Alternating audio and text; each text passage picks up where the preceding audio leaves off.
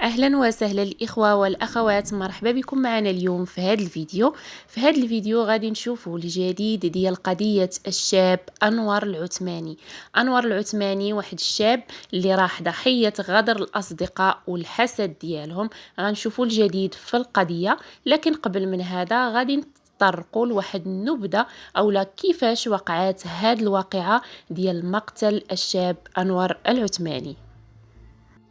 أنور العثماني من مواليد 2002. أنور كبر وتربى في واحد الأسرة مثقفة، بحكم أن الأم ديالو والأب بجوجهم خدامين في مجال التعليم وأساتذة في سلك التعليم. أنور قرا الابتدائي ديالو وكذلك الثانوي في مدينة العرائش. من بعد ما شد البكالوريا قرر على أنه غادي يلتحق بكلية العلوم بطنجة باش يكمل القراية ديالته تما. انور من بعد ما شد الباك ديالو كيف ما قلنا غادي يلتحق بكليه العلوم والتقنيات بمدينه طنجه. تما غادي يسكن في واحد الشقه بحي مسنانه، غادي يجلس فيها تماكين بوحدو. كانوا كيتوافدوا عليه بزاف ديال الاصدقاء، هذا الشيء بحكم الشهاده ديال الجيران ديال الحي فين كان ساكن انور. انور بشهاده المعارف والاقارب ديالته والناس اللي كيعرفوه كانوا كيقولوا على انه كان واحد الانسان اللي هو خلوق ومؤدب، وكذلك كان واحد الشاب اللي طموح محب للحياه، كيعشق الرياضه بواحد الطريقه اللي هي جنونيه. كانت عنده واحد البنيه جسمانيه رياضيه قويه، بحيث انه كما قالت الام ديالو على انه كان كيحمل 40 كيلو في يد وحده. هاد الشيء هذا اللي غادي يخليه كذلك مشهور في مواقع التواصل الاجتماعي، وبالخصوص في موقع تيك توك. انور كان مشهور في موقع تيك توك وكان تيحقق مشاهدات اللي هي مزيانه، وكان كذلك كيحط فيديوهات كل نهار. يعني كان واحد الشاب اللي مولع بزاف بهذا الشيء ديال مواقع التواصل الاجتماعي. واحد النهار الام ديال انور العثماني غادا تتصل بيه، ما غاديش يجاوبها النهار كامل وهي مسكينه في الاتصال، كتحاول على انها تواصل مع الابن ديالها لكن ما كيجاوبهاش نهائيا. غادا تمشي لمواقع التواصل الاجتماعي ديالو، غادي تشوفوا اشنو بوستا وشنو حط اخر مره. غادي تفاجئ وغادي تصدم، غتلقى على ان تيك توك ديال ولدها، الفيسبوك، كل شيء داكشي ما كاينش، يعني ما بقاش في مواقع التواصل الاجتماعي. الام والاب هنا غادي يجمعوا روسهم وغادي يمشيو لحي مسنانه في طنجه، تما فين كانت الشقه ديال الابن ديالهم. وبحكم انهم عندهم المفاتيح ديال هاد الشقه غادي يطلعوا مباشره وغادي يحلوا الباب، وهنا غادي تكون الكارثه والصدمه. انور العثماني غادي يصيبوه مقتول في غارق في الدماء ديالته في واحد الحاله اللي كارثيه، مذبوح من الوريد للوريد. ديالي وليدي ومشيتي بلا ما تقولي بسلامة وما شفتوش. الله يحسن العوان. هذه واحد اللقطه للصدمه ديال الام وانهيار ديالها لحظه العثور على هذه الجريمه البشعه اللي تعرض لها الابن ديالها. فصراحه الله يكون لها في العون والله يرزقها الصبر. وهنا البوليس غادي يبداو يبحثوا على اخر واحد شاف انور العثماني وشكون اللي تواصل معاه في اللحظات الاخيره ديالو. العساس ديال العمارة قال على أنه واحد جوج الأصدقاء ديالو كانوا كيجيو تما، بالخصوص في هذاك النهار اللي غادي يتصاب فيه مقتول، على أنهم جاو تماكين شافهم واحد 3 ولا 4 ديال المرات كيطلعوا كيهبطوا، ومن تما غادي يتصلوا غادي يستنطقوا هاد الشبان صحابو اللي غادي يقولوا على انهم من بعد ما فقدوا الاتصال مع الصديق او الزميل ديالهم انور غادي يضطروا على انهم يجيو حتى للبلاصه فين كيسكن. دقوا عليه واحد المرات اللي هي كثيره، ولكن للاسف حتى شي واحد ما كيجاوبهم. هادشي اللي خلاهم يبقاو كل مره يتوافدوا على الدار ديالو، لكن للاسف بدون جواب. البوليس غادي يحاولوا يوسعوا البحث ديالهم وغادي يتوصلوا لواحد الشابه اللي في العمر ديالها 17 سنه، يعني مازال قاصر. كانت هذيك الليله اللي تقتل فيها انور العثماني في الشقه ديالته. البنت هنا غادي تعترف على انها هي اللي قتلات الشاب انور العثماني، وهنا غادي تعاود لهم القصه اللي جات على اللسان ديالها على انها تلاقات او لا شافت كانت معجبه بالشاب انور العثماني في موقع تيك توك، تواصلت معاه يعني دارت بيناتهم واحد الرسائل في موقع الانستغرام، وتقرر على انهم غادي يتلاقاو في الشقه ديالو. على حسب الاقوال ديالها قالت على ان نهار الجمعه انور العثماني قال لها على انه داير واحد العراضه فيها اصدقاء وصديقات في الشقه ديالته، وعرض عليها حتى هي بحكم انها معجبه. غادي تجي البنت للشقة ديال انور العثماني وغادي تفاجأ على انه ما كاين حتى شي واحد غير هي وهو. غادي تمشي معاه الكوزينه، غادي يوجدوا ما غادي ياكلوا. هنايا قالت حسب الاقوال ديالها هي طبعا على ان انور العثماني بدا كيتبسل عليها، هذا الشيء اللي خلاها غادي تهز واحد السكين وغادا توجه ليه واحد الطعنات اللي هي كثيره في الصدر ديالو في الظهر، يعني عطاته واحد الطعنات اللي هي قاتله. لكن الغريب في الامر هو ان هزات ليه البيسي ديالو من بعد ما نفذت الجريمه، هزت البيسي مسحات جميع مواقع التواصل الاجتماعي اللي ديال انور العثماني الله يرحمه، مسحت كل شيء، الفيديوهات، يعني كل شيء مسحاته، ما بقاش حتى شي حاجه ديال انور العثماني في السوشيال ميديا. ومن بعد غادي تدي البيسي وغتهز حتى التليفون ديالو، غادي تمسح كل شيء. هذا الشيء اللي قالت للبوليس على ان يعني الباسورد او لا كلمه السر ديال هاد المواقع هادو عطاها ليها انور العثماني، وهذا الشيء صراحه اللي كيثير الشكوك. كيفاش واحد الشخص اللي غادي يتلاقى مع واحد البنت يعني ما كاينش بزاف ديال الوقت وغادي يثيق فيها الثقه العمياء وغيعطيها المود باس ديال لي سيت ديالو ديال لي زابليكاسيون ديالو، فصراحه هذا الشيء هذا ما تيدخلش نهائيا العقل.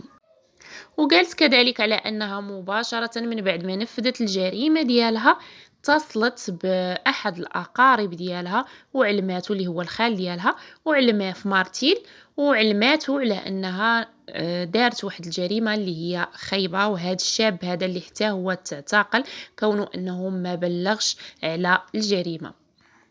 هنا السؤال اللي كيطرح نفسه هو كيفاش هاد البنت هذه بالبنيه ديالتها الضعيفه ويعني الهزيله على حساب ما كيقولوا الناس اللي شافوها، هو انها ما غاديش تقدر على واحد الشاب اللي هو يعني خصوصا بحكم انه رياضي، فكيفاش غادا هي بوحدها تمكن من القتل ديالو والتصفيه ديالته وغادي تغلب عليه يعني بكل سهوله.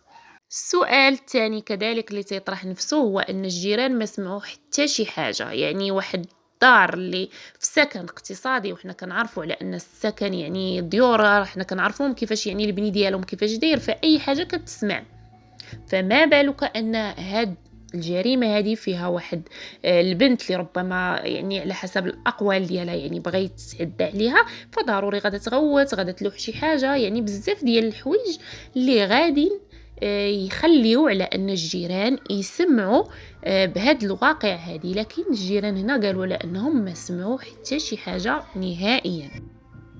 شنا مؤخرا خرج للسوشيال ميديا العائله ديال انور العثماني اللي كانوا صراحه ما بانوش في الاول، ولكن خرجوا في الاخير. علاش؟ لكونهم انهم مشككين في هذه الواقعه ديال القتل ديال الابن ديالهم، خصوصا وان كما قلت لكم البنت يعني ما عندهاش واحد القدره على انها تتحكم في واحد الشاب اللي هو رياضي غادي هي بوحدها تقدر تنفذ هذه الجريمه. فالعائله ديال انور العثماني كيطالبوا على ان التحقيقات توسع وتكثف باش يعتقلوا الجنات، خصوصا وانهم مشكين في هذه الواقعه ديال المقتل ديال الابن ديالهم. شنا كذلك مؤخرا في الفيديوهات الخال ديال انور العثماني الله يرحمه خرج وصرح على انه كاينه ملابسات كثيره وكاينه واحد الخروقات كثيره في هذه القضيه. قال على ان واحد الشاب اللي هو غامض كان الليله ديال هذيك المقتل ديال انور العثماني كان في الشقه ديالته. هذا الشاب اللي حدود الساعه باقي ما تعرفش شكون هو. وقال كذلك على أن المتهم القاصر في هذه القضية جاها اتصال، يعني اتصالات متكررة لحظة وقوع الجريمة، يعني أكثر من 25 اتصال بواحد الرقم اللي هو مجهول في الهاتف ديالها. مني سولوها قالوا لها شكون هاد السيد او هاد السيده اللي كيتصل بك في وقت وقوع الجريمه، قالت على انها ما كتعرفش. سولوها كذلك علاش هزات الحاسوب والهاتف ديال الضحيه الله يرحمه، قالت على انها بغات تمسح المحادثات اللي ما بينها وبينه، لكنها مسحات كل شيء، يعني ما خلات حتى شي حاجه، يعني غبرات الاثر الفيديوهات ديال هاد الولد هذا الله يرحمه. هاد الشيء اللي كيقول الخال على انها ما غاديش تقدر ديرو بحدها، يعني واحد الشابه اللي غدارت هاد الفعل هادي فما غتبقاش هي عاقله لا على تليفون لا على بيسي لا على حتى شي حاجه. وكيقول على ان كاينه ايادي خفيه في هاد القضيه وخاصها تبان. والمتهمه هنايا غادي تقدم واحد الشهاده طبيه على انها يعني كانت كدوز في الطبيب النفساني في الوقت ديال 2020، يعني كتعيش واحد الاضطرابات نفسيه سنه 2022. غادي نخليكم مع الفيديو ديال الخال ديال انور العثماني، غيوضح فيه بزاف ديال الملابسات، خصوصا وانهم كيحاولوا انهم يستدعيوا واحد الشاهده اللي قالوا كانت تماكين وشاهده ربما تكون سمعت شي حاجه. غادي نخليكم تسمعوا من اللسان ديالو ونرجعوا لكم. بعد مرور ازيد من 4 اشهر على الجريمة النكراء اللي مشى فيها ضحية العائلة أنور العثماني رحمه الله، وبعد أن كانت القضية عند قاضي التحقيق لتعميق البحث، الأسبوع الماضي أنهى قاضي التحقيق ديالو، ورفع هذا التحقيق ديالو، التحقيق ديال الضابطة القضائية ديال الشرطة وديال قاضي التحقيق، تم رفعه إلى وكيل الملك بالاتهام اللي توجهت يمكن شي حد اللي توجهت للمتهمين.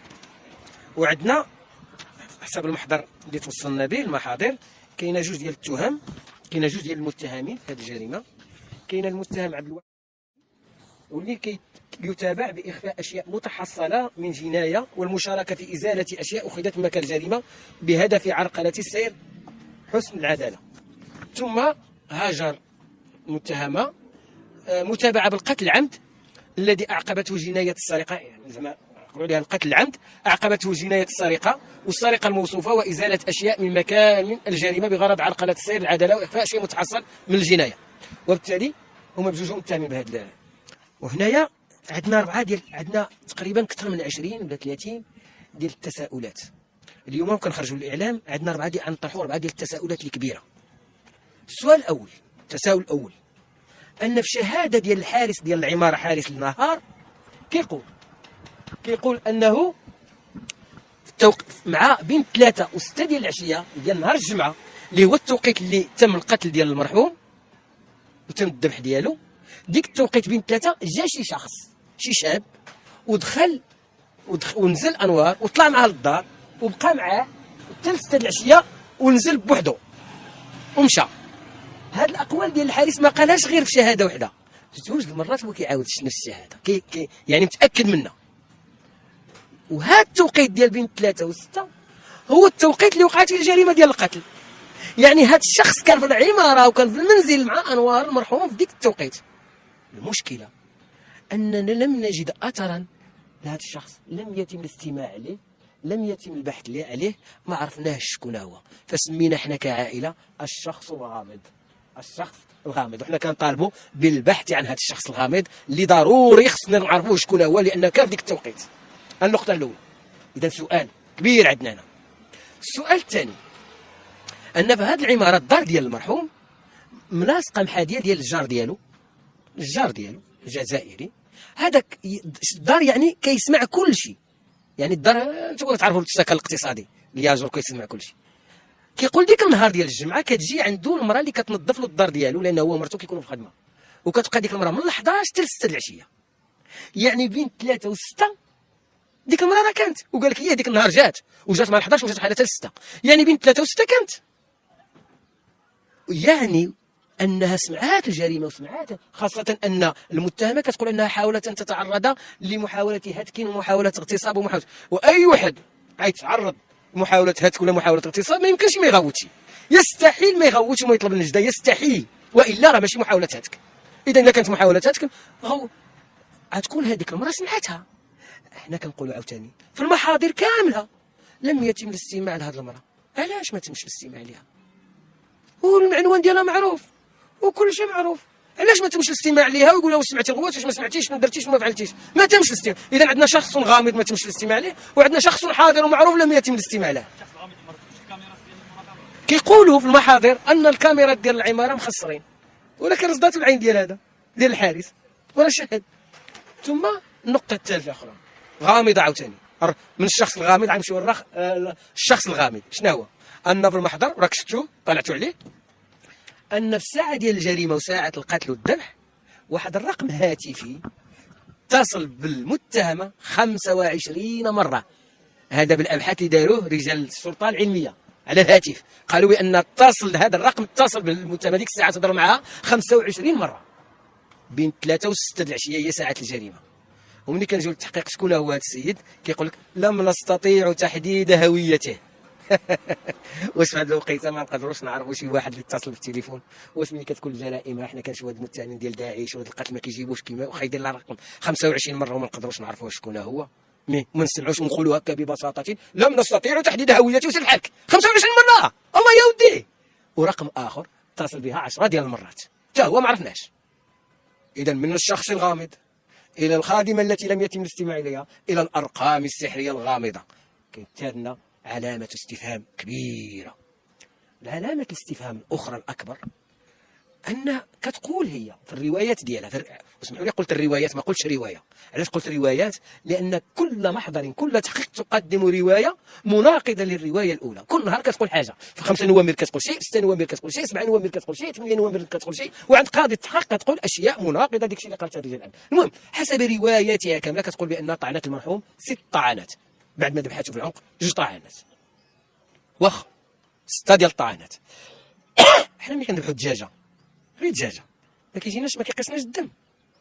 ملي كنذبحوا حولي ما كيقيسناش الدم، ما كيطوش فينا. هذه من ذبحات هذا السيد 6 ديال الطعنات وذبحاته حوايجها ما تقاسوش كاع بالدم مره وخرجات ترونكيلوس وشدات الطاكسي وصلت لدارهم مع 7 د العشيه وملابسها هكا كتشعل.